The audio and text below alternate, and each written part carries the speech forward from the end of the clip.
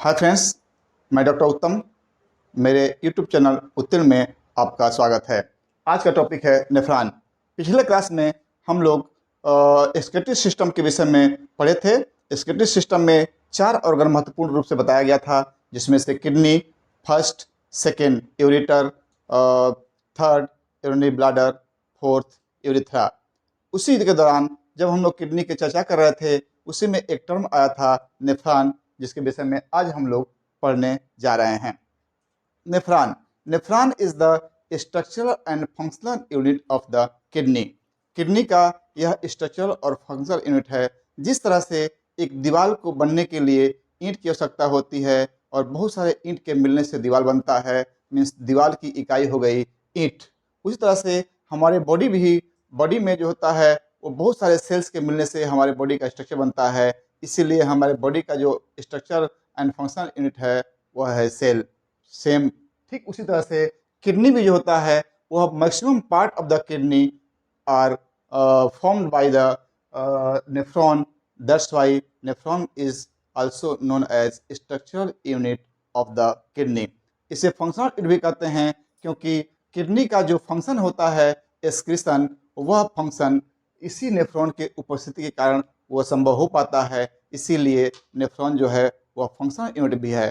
तो इस तरह से किडनी का स्ट्रक्चरल एंड फंक्शनल यूनिट जो है वह नेफ्रॉन कहलाता है। अब आते हैं कि एक किडनी में लगभग 1 मिलियन से 1.5 मिलियन तक नेफ्रॉन पाया जाता है। यह नेफ्रॉन किडनी के कॉर्टिकल पार्ट से लेकर के मेडुला तक फैला हुआ होता है। यानी नेफ्रॉन का कुछ पार्ट कॉर्टेक्स में होता है और कुछ पार्ट किडनी के मेडुला में पाया जाता है। अब आते हैं स्ट्रक्चर में कि नेफ्रॉन का स्ट्रक्चर कैसा होता है।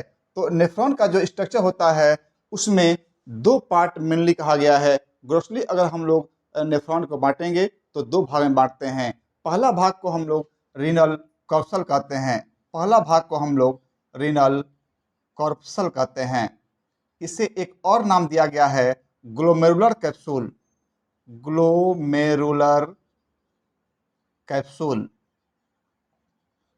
और जो सेकेंड पार्ट है उसे हम लोग रीनल ट्यूबुल कहते हैं। मीन्स नेफ्रॉन के 2 पार्ट हो गए।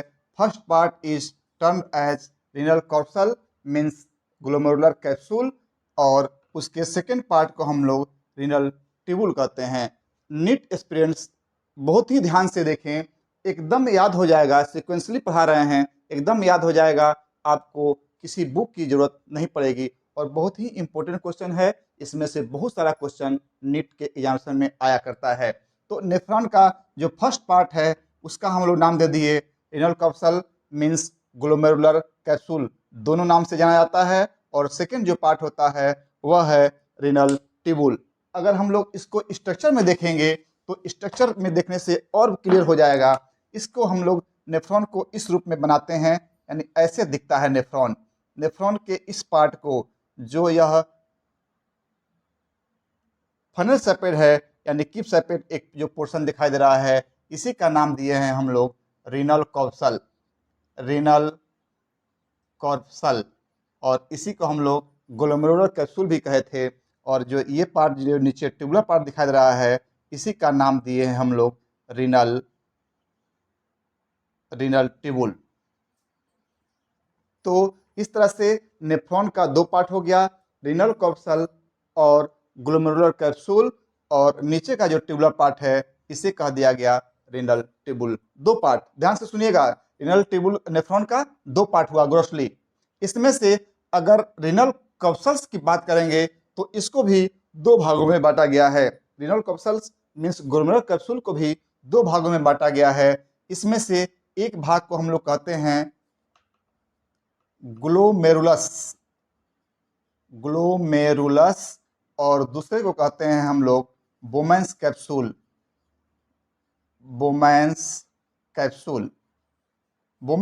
जो है यह एक साइंटिस्ट के नाम पर पड़ा है, बोमैन के नाम पर, इसलिए इसको हम लोग कहते हैं बोमैन्स कैप्सूल। और जो फर्स्ट पार्ट है उसे कहते हैं ग्लोमेरुलस। एक बार फिर से हम रिवाइज करना चाहेंगे। नेफ्रॉन को ग्रोसली 2 भागों में बांटा गया है। एक को कहा गया है रीनल कॉर्पसल दूसरे को कहा गया है रिनल ट्यूबुल। फिर से रिनल कप्सल को हम लोग दो भागों में बांटे हैं। फर्स्ट को कहा गया है ग्लोमेरुलस, दूसरे को कहा गया है बोमन्स कैप्सूल। हम इन दोनों के विषय में पढ़ते हुए धीरे धीरे आगे बढ़ेंगे। इस चैप्टर में अगर हम देखेंगे फिर से, तो यह जो नेफ्रॉन होता है, थोड़ा सा नीचे और इसका फिगर बनाएंगे, थोड़ा सा और बड़ा बनाने की कोशिश करेंगे। ये जो होता है आपका नेफ्रॉन, तो इसमें जो ग्लोमेरुलस होता है, यहाँ से एक आर्टेरियोल आता है, इसे हम नाम देते हैं एफरेंट आर्टेरियोल। Efferent arteriole. और इसके बाद यह एफरेंट आर्टेरियोल, इसमें आने के बाद बहुत सारे कैपिलरीज में ये टूट जाता है, और यह जो कैपिलरीज होती हैं एक कैपिलरी स्टफ बनाती हैं। इसमें से ये कैपिलरी सब जो मिल कर करके जो है कैपिलरी स्टफ बनाती हैं, और फिर ये मिल कर करके बाद में यह एक आर्टेरियोल बना देता है। इसे हम लोग टर्म देते हैं इफरेंट आर्टेरियोल। Efferent arteriole.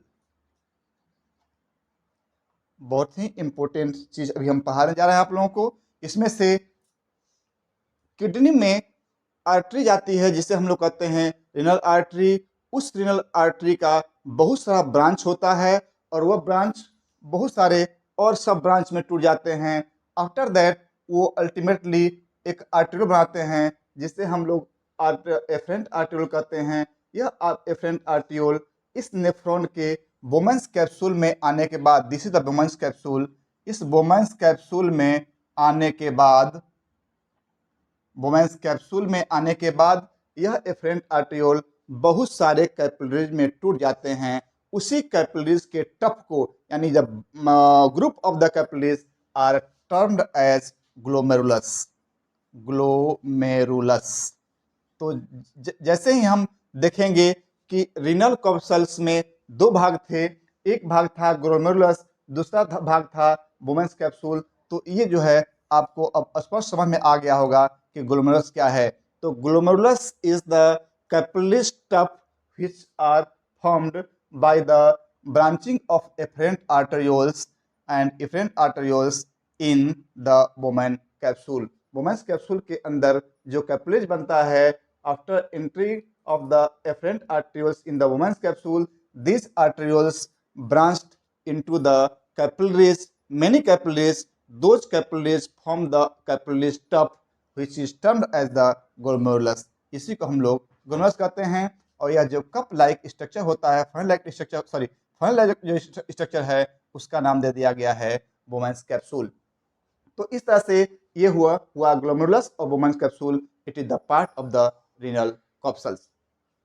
अब देखते हैं कि इसमें से जो ग्लोमेरुलस होता है, वह ग्लोमेरुलस किडनी में, सॉरी नेफ्रॉन में यूरिन के फॉर्मेशन के सहायक होता है, यानी यूरिन के फॉर्मेशन में सहायक होता है। यह कैसे?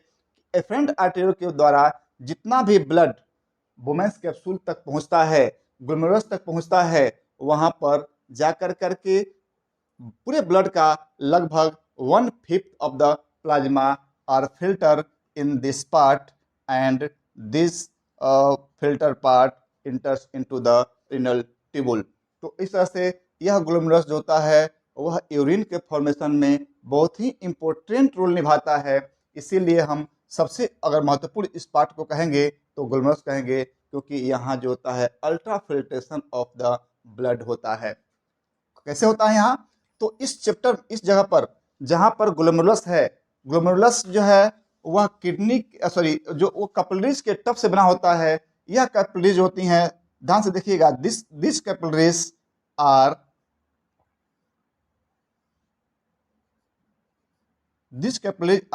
Making a tuft, that is known as glomerulus. इस कैपिलरीज का जो वाल होता है वह एंडोथेलियम उसे बोलते हैं हम लोग। इसमें बहुत सारा पोर्स होता है, एंडोथेलियल वाल में बहुत सारा पोर्स होता है। इसी पोर के द्वारा जो ब्लड होता है वह यहाँ पर फिल्टर होता है। इसके नीचे एक बेसमेंट मेम्ब्रेन होता है, और उसके बाद जो बोमेंस कैप्सूल है वह बोमेंस कैप्सूल का एक पार्ट होता है, जिसमें यह लेयर जो है यह बहुत सारे सेल्स से बना होता है। उस सेल्स को हम लोग पोडोसाइट सेल्स कहते हैं। तो यहाँ पर एक ग्लोमेरुलर फिल्ट्रेशन बैरियर बनता है। उसी बैरियर के द्वारा यहाँ ब्लड फिल्टर होता है और फिल्टर होकर यूरिन बनाता है। तो इस फिल्ट्रेशन में जो ग्लोमेरुलर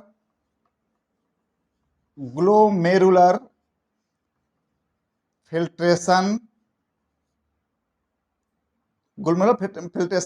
बैरियर यहाँ जो बना हुआ है, इसके 3 पार्ट होते हैं।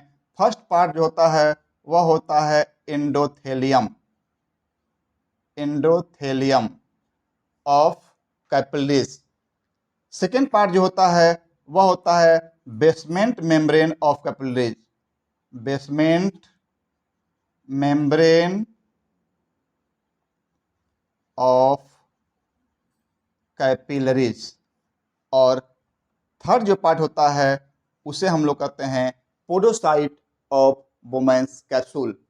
तो ग्लोमेरुलर फिल्ट्रेशन बैरियर जो होता है वह 3 भाग के मिलने से बनता है। Endothelium of the capillaries, basement membrane of the capillaries and podocyte cell of the Bowman's capsule.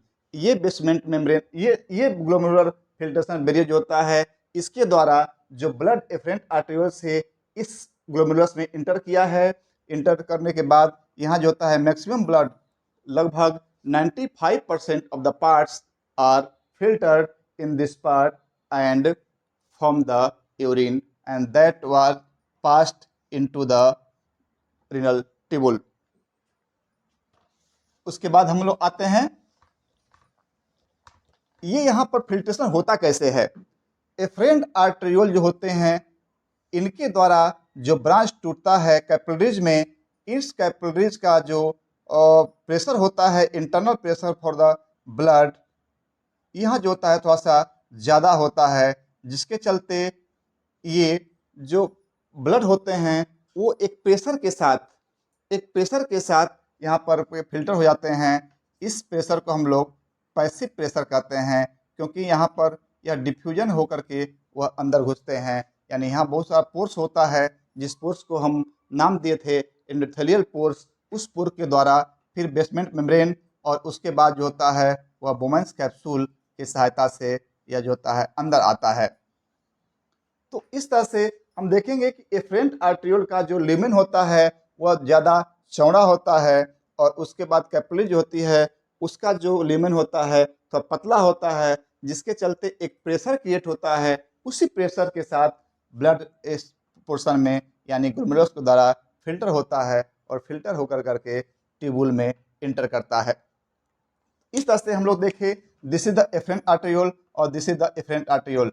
Efferent arteriole का भी जो लिमेन होता है वह एफरेंट आर्टेरियोल से थोड़ा सा पतला होता है, थोड़ा कम यहाँ पर डायमीटर होता है, इसलिए यहाँ का भी जो प्रेशर होता है वह एफरेंट आर्टेरियोल की तुलना में थोड़ा ज़्यादा होता है। यह एफरेंट आर्टेरियोल फिर से यहाँ आकर करके नीचे यह पेरिट्यूबुलर कैपिलरीज बनाती हैं, जिसका स्ट्रक्चर अब हम लोग देखने जा रहे हैं। नेफ्रॉन का जो फर्स्ट पोर्शन हुआ उसका नाम हो गया ग्लोमेरुलर कैप्सूल और रीनल कप्सल। सेकेंड पार्ट जो होता है उसे हम लोग रीनल ट्यूबुल के नाम से जाने हैं। इसमें हम देखते हैं कि बोमेंस कैप्सूल, थोड़ा सा और डिटेल इसमें आना पड़ेगा। बोमेंस कैप्सूल के जो सेल्स होते हैं वो सेल्स पोडोसाइट सेल्स कहलाते हैं, जहाँ पर यहाँ फिल्टर होता है। बोमेंस कैप्सूल के अंदर जो सेल्स एपिथेलियम होता है उसका नाम होता है सिंपल स्क्वामस एपिथेलियम। यह सिंपल स्क्वामस एपिथेलियम जो होता है वह पोडोसाइट यानी फूट सेपरेट प्रोसेस निकलता है उसमें। वो प्रोसेस जो होता है फिल्ट्रेशन में सहायक होता है, मीन्स फिल्ट्रेशन का एरिया बढ़ा देता है। ये जो सेल्स होता है इस सेल्स को हम लोग कहते हैं squamous simple squamous epithelium. NEET experience बहुत ही ध्यान से इसको देखेंगे, क्योंकि हर एक पॉइंट इस चैप्टर में महत्वपूर्ण है। इस बोमेंस कैप्सूल का जो लेयर होता है वह बना होता है सिंपल स्क्वामस एपिथेलियल से। यही एपिथेलियल एक पोडोसाइट सेल होते हैं, और वो पोडोसाइट सेल होते हैं एक फुट लाइक पोजीशन बनाते हैं, फुट लाइक प्रोसेसेस बनाते हैं। और ये जो प्रोसेसेस होते हैं, यह प्रोसेसेस यहाँ पर इस तरह से फुट लाइक प्रोसेस बनाते हैं जो यहाँ का फिल्ट्रेशन एरिया को बढ़ा देते हैं, ताकि यहाँ जो ब्लड होता है वह आसानी से फिल्टर हो सके। तो इस तरह से बहुत ही इंपॉर्टेंट क्वेश्चन है यह podocyte. What do I mean by podocytes? तो पोडोसाइट्स एक प्रकार के सेल हैं जो सिंपल स्क्वामस एपिथेलियम में पाए जाते हैं, और वह सेल फुट लाइक प्रोसेसेस बनाते हैं, और वो प्रोसेसेस जो होते हैं इस वुमेन्स कैप्सूल का फिल्ट्रेशन का एरिया बढ़ा देता है, ताकि मैक्सिमम ब्लड यहाँ फिल्टर हो सके, वह फिल्टर ब्लड फिर यूरिन का रूप ले सके। तो यहाँ पर 1/5 ऑफ द ब्लड, माने जितना ब्लड आता है उसका 1/5 ब्लड होता है यहाँ पर फिल्टर हो जाता है, और इस तरह से मैक्सिमम ब्लड यहाँ फिल्टर हो गया। अब आते हैं उसके बाद next portion, tubules means renal tubules. सभी नीट एस्पिरेंट ध्यान से सुने होंगे, तो हम उम्मीद करते हैं कि जो नेफ्रॉन का फर्स्ट पोर्शन है means renal capsules means glomerular capsule, उसमें जितना भी क्वेश्चन आ सकता है सब आपको क्लियर हो गया होगा। अब आते हैं हम लोग renal tubule. Renal tubule, renal tubule को अगर हम लोग स्ट्रक्चर में देखेंगे तो इसमें से 5 पार्ट्स होते हैं। फर्स्ट पार्ट को हम लोग कहेंगे, फर्स्ट पार्ट को हम लोग कहते हैं प्रॉक्सिमल। रीनल ट्यूबुल को हम लोग 5 भागों में बांट देते हैं। फर्स्ट को कहते हैं proximal convoluted tubule. Second part जो होता है वह loop of Henley. Loop of Henley, loop of Henley जो होता है उसको हम लोग 2 ब्रांच में बांट दिए हैं। एक ब्रांच को कहते हैं descending limb of loop of Henley, and second part को कहते हैं हम लोग ascending limb of loop of Henley. Nephron का जो रीनल ट्यूबुल है उसका 5 पार्ट बता रहे थे आपको हम। एक बताया गया है प्रॉक्सिमल कन्वर्टेड ट्यूबुल, दूसरा बताया गया Henle's of loop of Henle's, और उसमें से 2 पार्ट हो गया है descending loop of Henley and ascending loop of Henley. जो तीसरा पार्ट है उसका नाम दिया गया है distal कन्वॉल्यूटेड tubules. Distal convoluted tubule, और चौथा पार्ट है कलेक्टिंग ट्यूबुल। Collecting tubule. तो इस तरह से हेनले का जो चूंकि 2 पार्ट है इसीलिए हेनलेज लूप का, इसीलिए टोटल जो होता है 5 पार्ट इसका नेफ्रॉन के रीनल ट्यूबुल्स का हुआ। फर्स्ट पार्ट हुआ proximal convoluted tubule, second part हुआ descending limb of the loop of Henle. First part हुआ proximal convoluted tubules, second part हुआ descending limb of loop of Henle, तीसरा part हुआ ascending limb of loop of Henle, चौथा part हुआ distal convoluted tubule, और 5वां part हुआ collecting tubule. फिर से ध्यान से सुने, याद हो जाएगा। फर्स्ट पार्ट है proximal convoluted tubule, second part है descending loop of Henle, third part हुआ ascending limb of loop of Henle, और फोर्थ पार्ट हुआ डिस्टल कन्वॉल्यूटेड ट्यूबुल, और फिफ्थ पार्ट हुआ कलेक्टिंग ट्यूबुल। इस तरह से 5 पार्ट हो गया रीनल ट्यूबुल का। उस 5 पार्ट में से first part second part starting में हम देखेंगे। तो अगर यहाँ पर एक फिगर बनाते हैं हम लोग, this is the Bowman's capsule. ये पोर्शन जो होता है यहाँ पर एक कन्वॉल्यूटेड पोर्शन बनता है। इस कन्वॉल्यूटेड पोर्शन को ही हम लोग प्रॉक्सिमल कन्वॉल्यूटेड प्रोसेस कहते हैं। Proximal convoluted tubule. ये जो कन्वोल्यूटेड पोर्शन है इसी को हम लोग बोलते हैं प्रॉक्सिमल कन्वोल्यूटेड टिबुल। जिस तरह से इस वुमेन्स कैप्सूल का जो लेयर था वह सिंपल स्क्वामस एपिथेलियल से बना था, उसी तरह से इस प्रॉक्सिमल कन्वोल्यूटेड टिबुल का जो लेयर होता है वह बनता है सिंपल क्यूबॉइडल एपिथेलियल सेल्स। यह simple cuboidal epithelial cells, simple cuboidal epithelial cells का काम क्या है कि यह जो है इसके इनर लेयर को ब्रश लाइक एक प्रोजेक्शन देता है। इस ब्रश लाइक प्रोजेक्शन का नाम होता है भिलाई, जो यूरिन को आसानी से यह यहाँ से जो पोर्शन, इस पोर्शन से जो फिल्टर ब्लड यहाँ फिल्टर हो गया है, इसमें से जो पार्ट आया है means water, sodium chloride, potassium, magnesium, glucose, amino acid, proteins, बहुत सारे चीज इसमें छन गए हैं, इसमें फिल्टर हो गए हैं। तो इसमें आने के बाद कन्वोल्यूटेड टिबुल में जो सिंपल क्यूबॉइडल एपिथेलियल सेल्स होता है उसके द्वारा एक पोजीशन निकलता है जिसे भिलाई कहते हैं। वह भिलाई इन सभी यूजफुल मटेरियल्स जो फिल्टर हो चुके हैं उन सभी यूजफुल मटेरियल्स को फिर से रीएब्जॉर्प्शन के लिए यहाँ पर सरफेस को इंक्रीज कर देता है। मीन्स प्रॉक्सिमल कन्वोल्यूटेड टिबुल्स में जो भिलाई होते हैं, मानी क्यूबॉइडल एपिथेलियल सेल्स के में जो पोजीशन होता है भिलाई, उसके द्वारा maximum essential parts of the filtered fluid are absorbed and means reabsorb, दोबारा से रीअब्जॉर्ब होकर के फिर से ब्लड स्ट्रीम में चले जाते हैं और उनका इस्तेमाल हमारे बॉडी के द्वारा किया जाता है। तो इस तरह से प्रॉक्सिमल कन्वोल्यूटेड टिबुल्स जो होता है उसमें simple cuboidal epithelial cells reabsorption में बहुत ही इंपॉर्टेंट रोल निभाते हैं।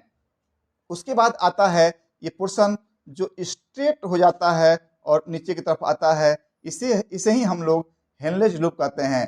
इसी को हम लोग हेनलेज लूप कहते हैं या लूप ऑफ हेनले कहते हैं। इसी को कई नाम से बताता है, हेनलेज लूप और लूप ऑफ हेनले या लिम्ब ऑफ हेनलेज लूप। तो इसमें से ये जो पोर्शन है, इस पोर्शन को हम लोग हेनलेज लूप इसलिए कहेंगे क्योंकि इसका डिस्कवरी सबसे पहले हेनलेज नाम का एक वैज्ञानिक द्वारा किया गया था, इसलिए इसका नाम हो गया हेनलेज लूप। यह हेनलेज लूप का जो इनर वॉल होता है वह बना होता है सिंपल स्क्वामस एपिथेलियल से। नोट करते जाइएगा, अगर आप नीट के लिए बहुत सारे क्वेश्चन को तैयार करना चाह रहे हैं तो इसमें से हम उम्मीद करते हैं कि बहुत सारा क्वेश्चन मिलेगा जो आपको नीट में कई साल पूछा गया होगा। इसमें से जो हेनलेज लूप है इसका जो वाल होता है इंटीरियर वाल, वो बना होता है सिंपल स्क्वामस एपिथेलियल सेल से। सिंपल स्क्वामस एपिथेलियल सेल यह जो होता है इसमें से जो एब्जॉर्प्शन के बाद यानी रीएब्जॉर्प्शन के बाद जो मटेरियल आ रहा है उसको यहाँ से होते हुए फिर आगे की तरफ इसको बढ़ाता है। यहाँ से आएंगे, यह जो होता है फिर से ऊपर की तरफ मुड़ता है और यहाँ आकर के फिर यह लूप जो होता है यह एसेंडिंग रूप में हो जाता है। इसे कहते हैं एसेंडिंग लूप ऑफ हेनले। और ये क्या था? ये था डिसेंडिंग लूप ऑफ हेनले। चूंकि यह नीचे की तरफ आ रहा है इसलिए यह था डिसेंडिंग लूप ऑफ हेनले और यह है एसेंडिंग लूप ऑफ हेनले। और ascending limb of loop of Henley, उसको इस नाम से भी कह सकते हैं, descending limb of loop of Henley and ascending limb of loop of Henley. तो ये हेनलेज लूप का दो पार्ट हो गया, डिसेंडिंग लूप और एसेंडिंग लूप। ये हुआ तीसरा, यानी फर्स्ट हो गया प्रॉक्सिमल कन्वोल्यूटेड टिबुल, सेकंड हो गया descending limb of loop of Henle, third हो गया ascending limb of loop of Henley. उसके बाद जो फोर्थ होता है उसको भी हम लोग देखेंगे यहाँ। तो फोर्थ में भी बहुत ही इंपॉर्टेंट एक कन्वोल्यूशन आता है। इस कन्वोल्यूटेड पोर्शन को हम लोग डिस्टल कन्वर्टेड टिब्यूल कहेंगे। इसको हम लोग डिस्टल कन्वर्टेड टिब्यूल कहेंगे। इसी को हम लोग कहते हैं डिस्टल कन्वोल्यूटेड टिब्यूल।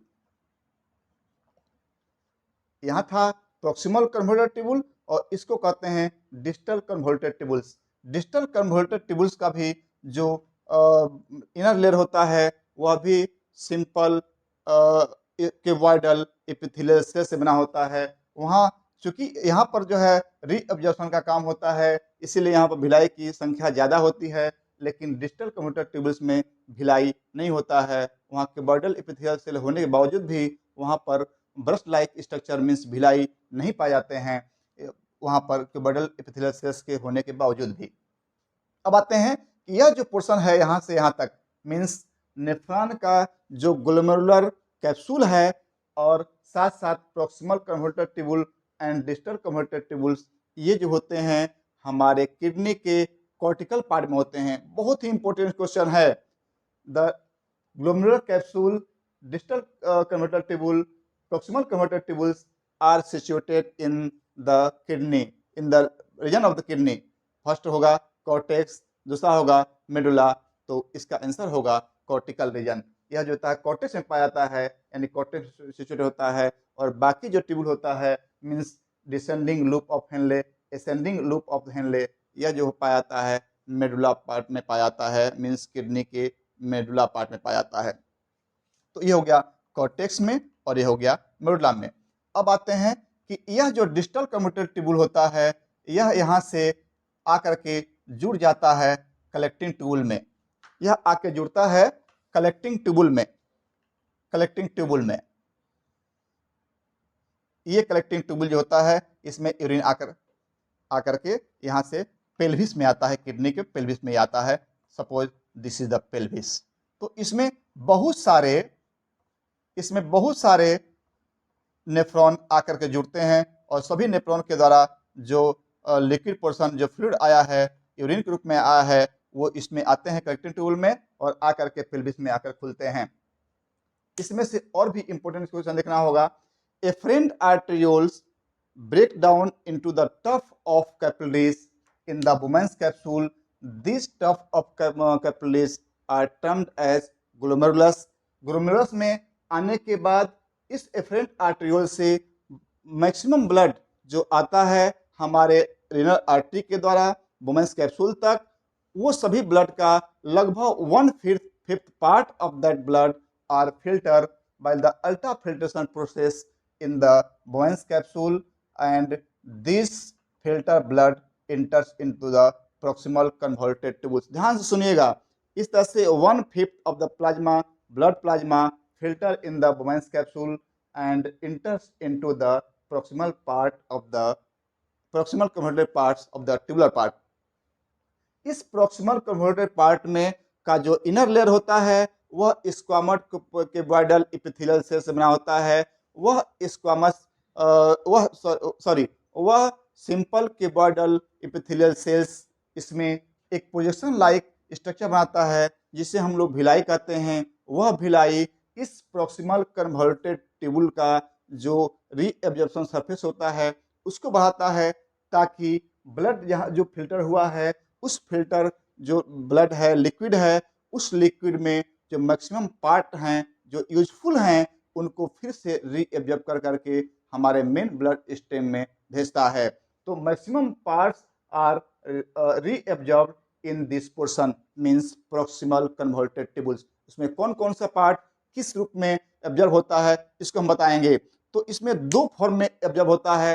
एक एब्जॉर्प्शन होता है एक्टिव फॉर्म में और दूसरा होता है पैसिव फॉर्म में। तो एक्टिव फॉर्म में क्या क्या एब्जॉर्ब होता है उसमें से आपको देखेंगे glucose, amino acid, protein, chloride, sodium, potassium, magnesium, phosphate, uric acid etcetera. ये सभी जो पोर्शन होते हैं वह एक्टिव रूप में एक्टिवली यहाँ पर एक्टिव प्रोसेस के द्वारा रीएब्जॉर्ब किए जाते हैं। और उसके बाद और कुछ भी पोर्शन होते हैं जो पैसिवली यहाँ रीएब्जॉर्ब होते हैं, जैसे वाटर, सोडियम, क्लोराइड एक्सेट्रा। ये सभी होते हैं पैसिवली डिफ्यूज होकर करके यहाँ एब्जॉर्ब होते हैं। तो इस तरह से हम देखेंगे कि कुछ पार्ट जो हुए यहाँ पर पैसिवली एब्जॉर्ब हुए और कुछ पार्ट जो होते हैं वह एक्टिवली रीअब्जॉर्ब हुए। यहाँ पर मैक्सिमम पोर्शन जो होता है रीअब्जॉर्ब होता है और उसके बाद जो कंसंट्रेशन ऑफ यूरिन जो बढ़ जाता है, माने कंसंट्रेट जो यूरिन बन गया वह फिर आगे पास होता है। पास होने के बाद कुछ यहाँ एक और स्ट्रक्चर हम दिखाना चाहेंगे आपको इस पोर्शन में, जहाँ से कि थोड़ा सा और एक्सपेंशन मिलेगा आपको और फिर थोड़ा सा और नॉलेज आपको मिलेगी। इस तरह से यहाँ एफरेंट आर्टेरियोल, यह जो होता है ग्लोमेरुलस में चेंज हो गया था, ग्लोमेरुलस के बाद यहाँ बन गया था एफरेंट आर्टेरियोल। ये एफरेंट आर्टेरियोल्स जो होते हैं वो एफरेंट आर्टेरियोल पेरिट्यूबुलर स्ट्रक्चर बनाते हैं। ये जो एफरेंट आर्टेरियोल्स हैं ये आकर के पेरिट्यूबुलर कैपिलरीज बनाते हैं। यहाँ पर ये फिर से कैपिलरीज में टूट जाते हैं। ये कैपिलरीज जो होते हैं यहाँ से कुछ पोर्शन जो होता है जो इस ब्लड का है वह यहाँ से फिर से इसमें आता है और आकर के इसको बोलते हैं हम लोग सेक्रीशन। इस चीज़ को बोलते हैं हम लोग सेक्रीशन। तो इसमें से कुछ हार्मफुल मटेरियल फिर जो इधर से आ गए थे, जो यहाँ से फिल्टर हो गए थे, यानी जो कुछ बचे हुए थे ब्लड में उसमें से हार्मफुल मटेरियल फिर से शरीर में वापस न जा पाए, फिर यहाँ से ये जो होते हैं इसमें इंटर कर जाते हैं। इसको हम लोग बोलते हैं सेक्रीशन।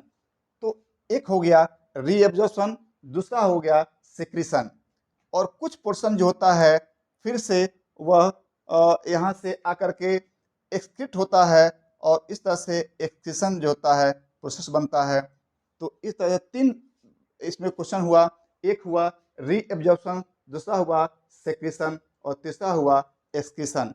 तो इस तरह से यूरिन का फॉर्मेशन होता है by the reabsorption, secretion and उसके बाद जो मटेरियल बच गए हैं इसमें आने के बाद जो मटेरियल्स आए हैं यूरिन बने हैं और इस यूरिन के साथ जो हार्मफुल मटेरियल होते हैं वह शरीर से बाहर निकाल दिए जाते हैं। ये जाके मिल जाता है कलेक्टिंग ट्यूबुल में और इस तरह से यूरिन बन कर करके पेल्विस में इंटर कर जाता है। तो उम्मीद करते हैं कि अब आपको ये सभी क्वेश्चन समझ में आ गया होगा और नेफ्रॉन के विषय में अधिक से अधिक जानकारी मिल गई होगी जो आपके नीट के एग्जामिनेशन में सहायक होगा। अब बस आज के लिए इतना ही।